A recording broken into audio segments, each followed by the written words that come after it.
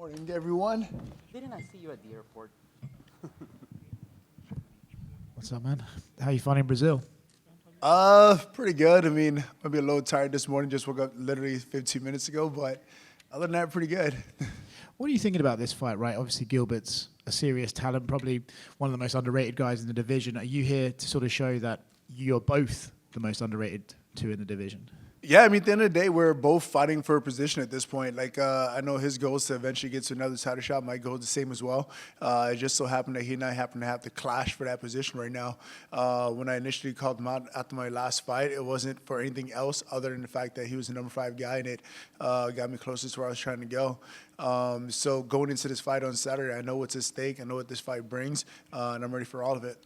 You sort of expecting the crowd reaction to sort of not be on your side? Is that something you've had to care about in training, or is it just something you're like, once we're in there, it doesn't matter? Yeah, I mean, fortunately, I've been to Brazil 3 times prior to this to fight here, so I kind of know what to expect from the crowd. But to be honest with you, once we get going, once punches start flying, you kind of tune all that out anyway. Once we get locked in with one another, locked in the cage, it's all about business at that point. So the crowd noise kind of tends to fade out, and you don't pay attention to it as much. What do you get with a win here? You know, he's already saying he's got names like Belal Muhammad, Hamzat, title shot after this. What about you? I'm sure you want those same sort of names. What do you plan with a win? For sure, we're not looking too far ahead, but immediately after this is Belal Muhammad after this fight. I mean, for me, that's a personal fight. For me, that's a fight that was literally over 10 years in the making between he and I. And right now, with what's at stake as far as like getting into title contention, I feel like that's a fight that makes a lot of sense. So, like I said, without looking too far ahead, Gilbert Burns on Saturday. If it perfectly well scenario, will be that.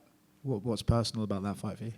Just the history of it. Like, we both came up in the Chicago fight scene together way back in like 2008, 2010. So to be back here 15 years later to still have that fight be something that hasn't happened yet will be like coming full circle for me.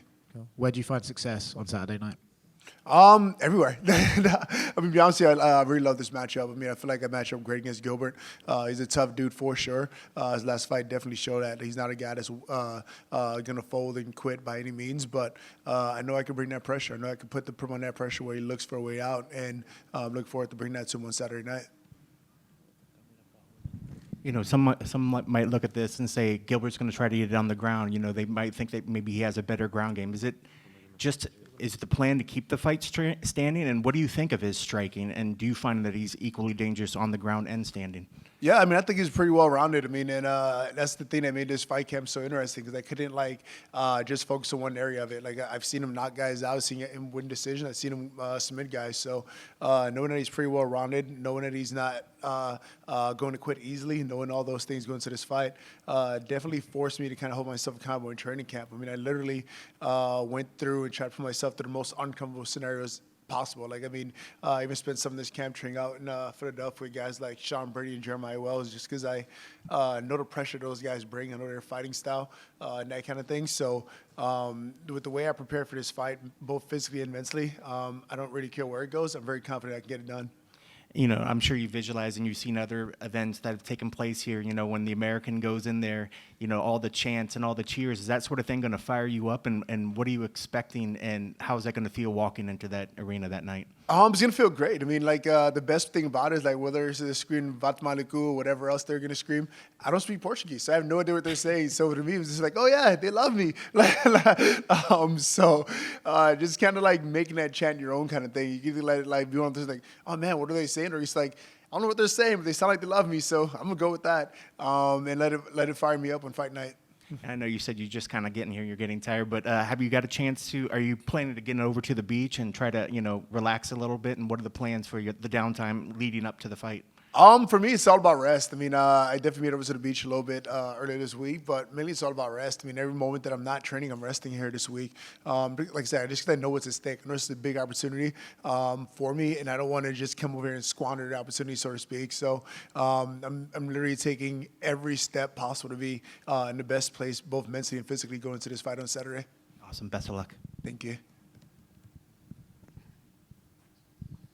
Hey, no. Like you said, you fought here in Rio 3 times.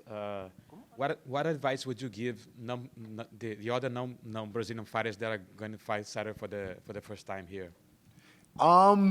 don't use Google Translate. I mean, at the end of the day, they're gonna chant all type of things at you. If you don't know what they're saying, it can't really affect you. It's almost like you would tell your kid going to school, like, "Hey, sticks and stones may break my bones, but words never hurt." It's almost like the same kind of thing. Where like, yeah, they're screaming at everything else. They're really excited for the hometown guy to win. Of course, they should be. But at the end of the day, like, you have no idea what they're saying anyway. Why let it affect you one way or the other? There's this mistake about fighting in Rio, in Brazil in general. How worse it is? Is it worse than like fighting Kelvin Gastelum in Mexico, Ponzinibbio in Argentina, Craig White in Liverpool? Is this like much the same? Yeah, for me, it's all the same. Like, I'm not one of those guys that comes off as disrespectful by any means. Like, I appreciate the fans, whether they're cheering for me or not. I'm always been super appreciative, super respectful towards them. So I'm not a guy that kind of walks into these quote-unquote hostile territories and have to look over his back, so to speak. And I think, like, carrying that kind of energy, it just allows me to go in there and kind of focus on the task at hand. I never have to worry about, like, oh, I flicked off the crowd. Maybe someone's going to come slap me at dinner time or breakfast. It's something I've never done or whatever. So though it's always been like rooting against you, so to speak, there's always been the crowd on the other guy's side kind of thing. But I never felt as if I was like completely out of it, so to speak. So like even in going to Mexico to beat Kelvin Gastelum, going to England to beat Craig White, it's always been like chance afterwards supporting what I've done and that kind of thing. And that's kind of what I focus on more so than all the negative things that may happen. Just kind of show up, be respectful, get the job done, and you'll win some fans along the way. You went into fighting in Rio, and those losses were against Damian Maia and Sergio Moraes. They are both jiu-jitsu guys. How do you compare Gilbert Burns' jiu-jitsu to theirs? Like, Gilbert Burns is a more complete fighter. Like, his stand-up is better than the other one. But how do you compare? Yeah, he's definitely more well-rounded than those other two guys. But like for me, I feel like all those experiences kind of brought me to this point here.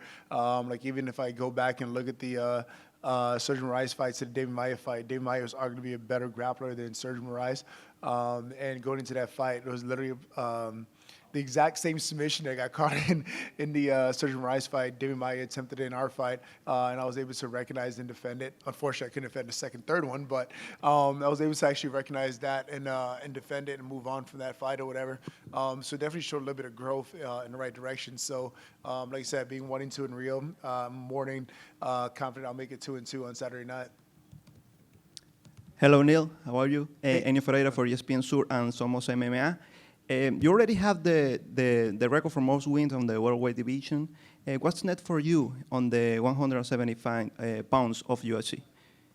So for me, the best way to explain it is like the best way I've heard it explained when it comes to like setting goals and looking at your future is like you aim for the moon. In case you miss, you still end up amongst the stars. And I'm not saying I'm going to aim for the moon with the intent to miss, end up amongst the stars. I'm going to aim for the moon with the intent of full on hitting it. For me, that moon is being a UFC champion, and that's what I'm going for. At the end of my career, 5 years from now, 6 years from now, whatever that may come, if I just happen to be like a guy with records and all these credentials on his belt, great. That'd be a great accomplishment. But for right now, for me, the big goal still remains being a UFC champion. My last one, you already fought in South America. The last time was in Buenos Aires, Argentina. What do you like more, Rio or Buenos Aires? Rio is definitely way better than me. I'm not just saying because I'm here, but there's an actual based-off experience. I mean, I just love the culture here a lot more than I did in Argentina. I just feel like this is more of my vibe than it was in Argentina. Thank you very much. Yep, no problem.